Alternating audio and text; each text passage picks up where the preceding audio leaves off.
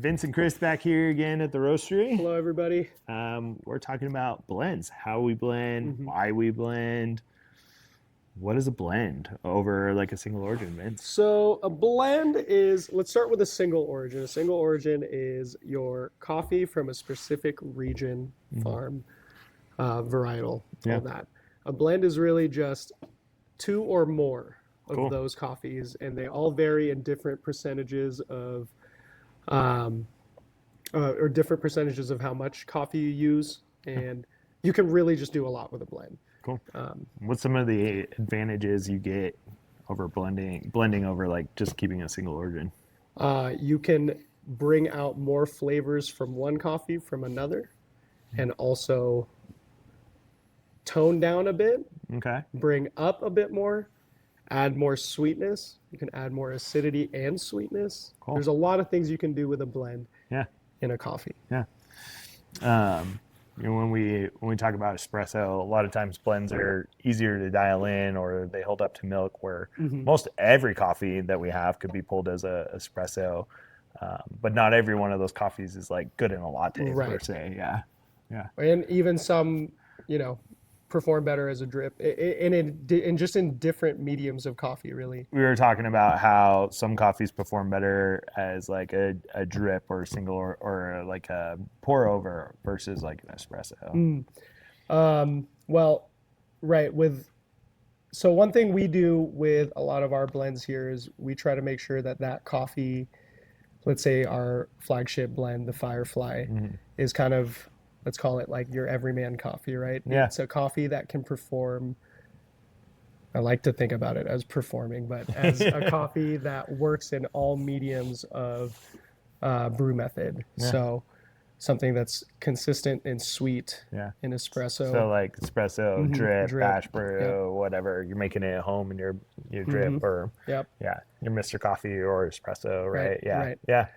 How do you pick which coffees are going to go into a blend? Like, right, we do 4 seasonals in the year, right? Our winter blend, our spring blend, a summer blend, and like a fall blend. What are the things that you're looking for to combine to produce a certain thing, right? So, got you. Yeah. So for the Let It Grow specifically, we knew, obviously, we want it to be something very wintry. And at least when I personally think of winter, I think of things like cinnamon, nutmeg, things you would spice eggnog with. And like baking spice. Right, baking spice, maybe a little bit of orange. pie crust, whatever. Yeah. Like, Go for some pie right now.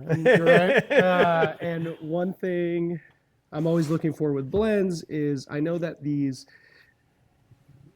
for simplicity's sake, these like higher acidity coffees have a lot more of these intense flavors. Yeah. So that's where I'd be looking for our spices. Okay.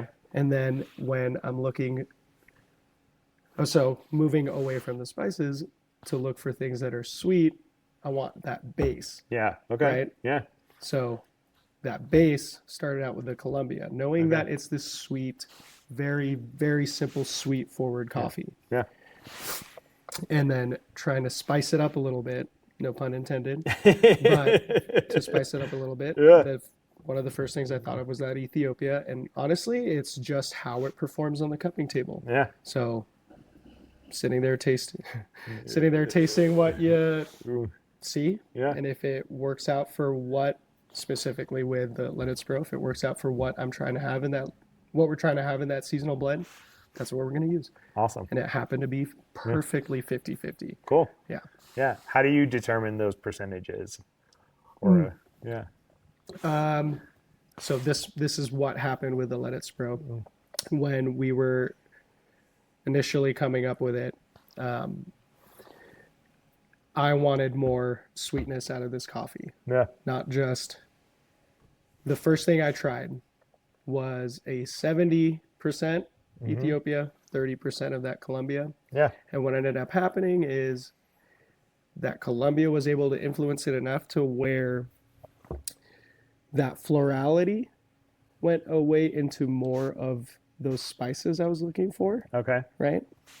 So, I don't know, when you think of nutmeg, right?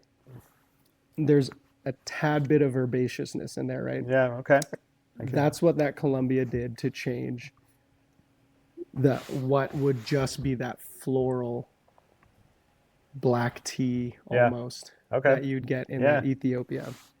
But I knew that there was more sweetness to be brought out in this coffee, and we want a well-balanced sweet coffee. Right. Would you say that balance is probably like the ultimate goal with a balance blend is like the that? ultimate goal. Yeah. Absolutely. Cool. You can't have one without the other. Yeah. It's not going to be a good cup of coffee. It's got to all combine well. Yeah. Exactly. Have you ever made a blend that was just like, you're like, ooh, I think this could be really good, and it was terrible? Yep. Do you remember? More often than not. Yeah, totally. I found when I've been blending or trying to come up with different combinations, I'm like, these things, you add them together, and it's like the worst of those things instead of the best of the things that you think are going to combine. But that's why the experimentation, especially when you're coming up with blends, is so important. You don't actually know until it's in front of you at the cupping table. With those coffees specifically, the ratios for blending and things like that. How much like experimentation do you guys actually do at the roastery to kind of come up with some of these unique ideas or things like that you're, production has to happen, coffee has to go out, shops need a coffee, but like how much like actual like playing around and experimentation, like fun stuff are you guys doing as well? Totally. That'll vary week to week, if we're being completely honest, but I would say we definitely make time for at least an hour or two. Yeah. Especially on those production days when the entire roastery staff's there. Okay. We'll try to taste. So we'll start with our production cuppings, which is really just essentially keeping up with quality control with everything that's coming out from the roastery. And any ideas that flow out of there, we'll try the following cupping. Yeah. That's cool. Or something, if something's planned, or if somebody gets an idea, that's something we'll try. Awesome. If I had to give it a percentage, we probably experiment 10 to 20% of the time. I love that. Week, yeah. Which is the fun part. Tasting the coffee, playing with them, trying to make them better. Actually drinking coffee. Yeah, totally. Yeah, that's awesome. And then on top of like our seasonal blends, some of the like special releases that, or experiments that either work or don't, we have 4 staple blends. Can you tell us a little bit about those staple blends, what their flavor profile is? For sure. We kind of talked about the Firefly already, and that one's kind of had a long history with us. And if anybody has drank our coffee, they've probably drank Fireflies. So, yeah. But what about absolutely have. What about the other 3? So the Cottage, I find the Cottage is another one of those crowd pleasers, very similar to the Firefly. That coffee is actually a 3-part blend rather than the standard or our standard. our standard 2-part blend. So that coffee uses our Alma Guatemala, the Grupo de Pilto Nicaragua, and the Tolima Colombia.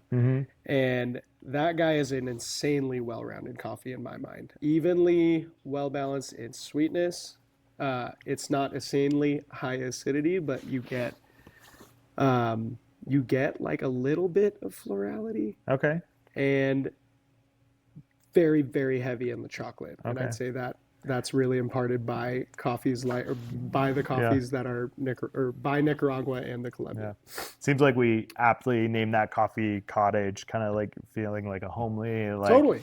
You're like, it's cold outside, you want to drink something. In fact, that's the one I drink at home is drip. Well, there you go. Cottage, and then Range is a funner one. That guy is 70% of our Colombia and then 30% of our Alma Guatemala. Okay. And that one so I mentioned earlier, think of like the Guatemala's base citrusness. Yep. Citrusy notes. We're generalizing. The base citrus notes of that gets really muted is the wrong word, but the intensity of that acidity, the intensity of the acidity that you'd get from that Guatemala is really mellowed out, and I mentioned it earlier, but with the Tolima being very chocolate forward, Okay. Yeah. really mellows that out where you get this like, if you've ever had one of those like, what is that? The like rabbit that's like chocolate orange. I was thinking about the like What Christmas orange balls. You know what I'm talking is that? about? What I'm talking Yeah, I about? think that's what you. Okay, Yeah, there's yeah. Like the it's Christmas chocolate orange. with like Yeah. a hint of citrus. Yeah. Yeah, the ranges are Christmas really orange. yeah, Yeah, yeah, yeah, yeah. yeah. Actually, now that I'm even saying that out loud, yeah, like range is actually a really good The blend for this holiday, season. Yeah, yeah, Christmas, actually, yeah. coffee, yeah, But we have that year round. yeah. Yeah, Our year-round yeah. Christmas blend. Yep. All right. Range is really good. That's another good one. Yeah. I actually really enjoy that guy in espresso Yeah. and throwing that over, like trying to use that coffee in a cappuccino. It's Yeah. great. Cool. Yep. That's fun. And then what? We have Flume left. Oh, and then Flume, yeah. Sorry. Flume is our dark roast. That is an even 50-50 of our Guatemala and our Alma Guatemala and the Grupo de Pilto Nicaragua. Okay. Those guys are roasted just a tad more.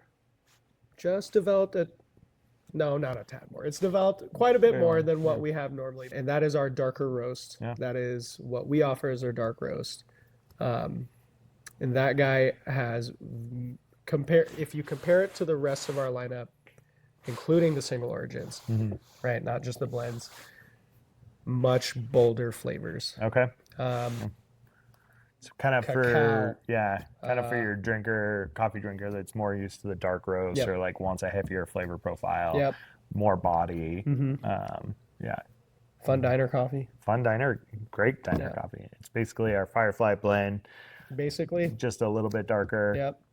Not even a true dark roast, but our take on that dark roast. So I'd say, yeah, if we're still following it on that color range, it's medium dark. yeah, You know, dark for us, but it's more developed. more developed. Yeah, those sugars are caramelized a little bit more, and the acids are toned down a little bit more. Yeah. So, yeah, those are fun. Do you actually? So, you weren't around at the time that we developed the Firefly blend. Do you know where that name came from? Yeah. It's a good show, dude. It's a great show. It's a very good show. It's a great. I don't remember a lot of it, but yeah, you should watch it again. Yeah. For anyone who is a Firefly or Serenity fan, Yeah. that's where it came from. And when we did the rebrand, I was don't like, even remember the characters' names. I can only think of what's the actor's name? Nathan Fillion. Nathan Fillion, Yeah. Mal. Yeah, Mal. Okay, yeah.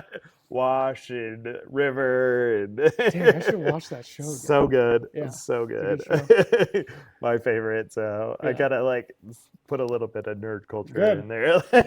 Don't But take also it that when we rebranded, I was like, this name actually works perfectly with the rebrand. It's kind of awesome. Dude. Actually. Yeah. So Yeah. yeah. But the show's really good. But the show is really should good. watch it again. You should Now watch that it. I'm thinking about It's it. been a couple of years since I've seen it. I usually have it on like a once a year rotation. So I remember watching Serenity and still feeling like it didn't end well. like you wanted more. Yeah, I wanted more. Yeah. And I didn't like that they spoiler, that one guy dies. Wash dies. Yeah. Yeah, it's so sad. Sad. For sure. Yeah. I know, it makes you want more. You're like, why did the show get canceled? Let's go 8 seasons. Yeah, Let's dude. go. Yeah. Yeah. Yeah. Cool. Well, I love hearing about like how those blends are developed, how you guys are kind of experimenting and playing in the roastery. It's really fun. And Yeah. I've tried all of our seasonal blends and they're really awesome. I'm pretty stoked on these coffees. And Sick, dude. Yeah, We're so- really we're really excited about them Yeah. too. Yeah.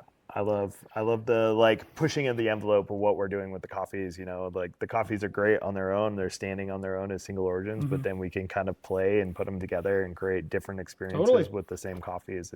It's a really fun expression of these coffees that are already really good. That we get to combine them and play with them. Oh, that was That's the one. what makes coffee so fun, though. Yeah. Yeah.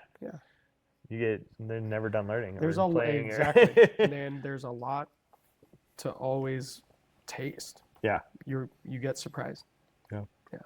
The one question that I didn't ask, I forgot about, was so most of our coffee is 2-part blends. We have 1 3-part blend. What's the like advantage of, I've seen coffees where there's 8 parts in it, right? Where we don't really kind of go down that road. What's Right. the advantage of blending more or less kind of to achieve different things? Well, blending more is, I feel like that's kind of a loaded question, but to generalize, Yeah. right? The more coffees you use, the more quote unquote complexity, not in what those coffees offer, Yeah. but the more complexity you can bring into that blend. Okay. But you're going to mute a lot of stuff, Yeah. right? And you'll eventually achieve this like homogeneity and like flavor Cool.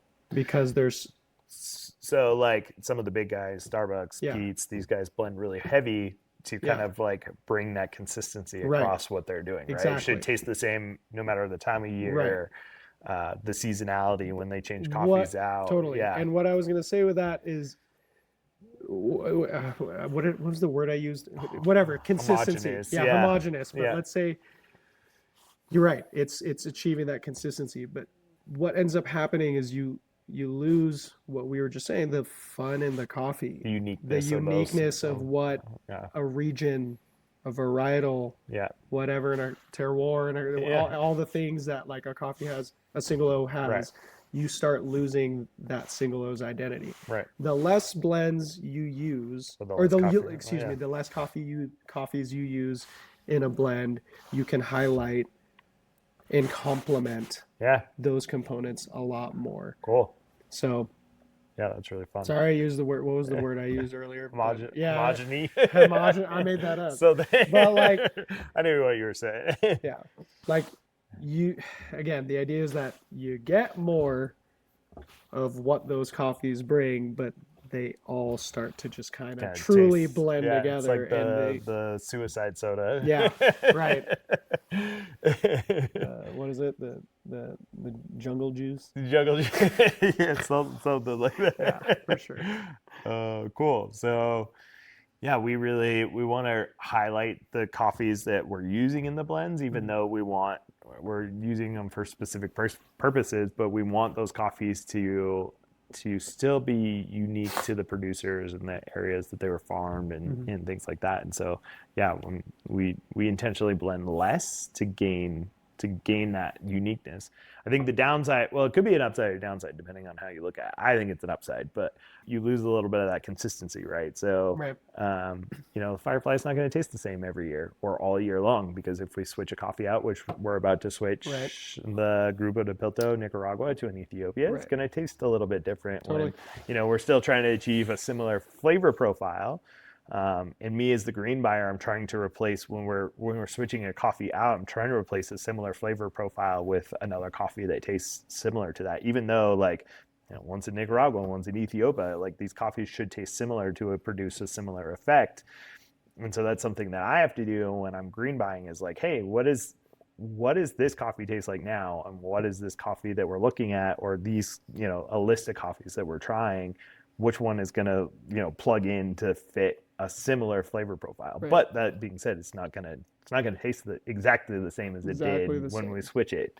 So But I think also just agreed. But I think one thing to also keep in mind with that is even though it'll taste a little different, the idea and the flavor profiles that we're going for is always kept in mind. So when we have a Firefly, we always know that we're trying to make sure that that coffee is going to be that everyman coffee. So Yeah. it will be sweet.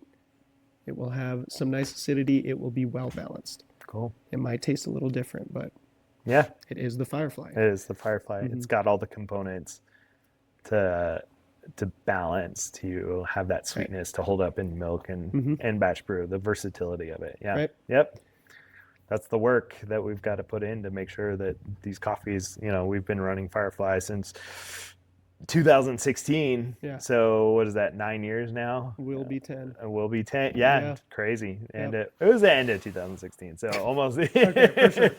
So, but 10 years of this coffee, and it has gone through different iterations or roasting styles or different components going in there, but it's always been a 50-50 blend. It's always had a Guatemala element to try and hold some of that consistency across 10 years but and it's one I'm pretty proud of as we developed and like have grown it. I think it's gotten only better the more that we've worked on Totally. it. So yeah, As it should. as it should. Yeah. Always progressing. Yeah, man.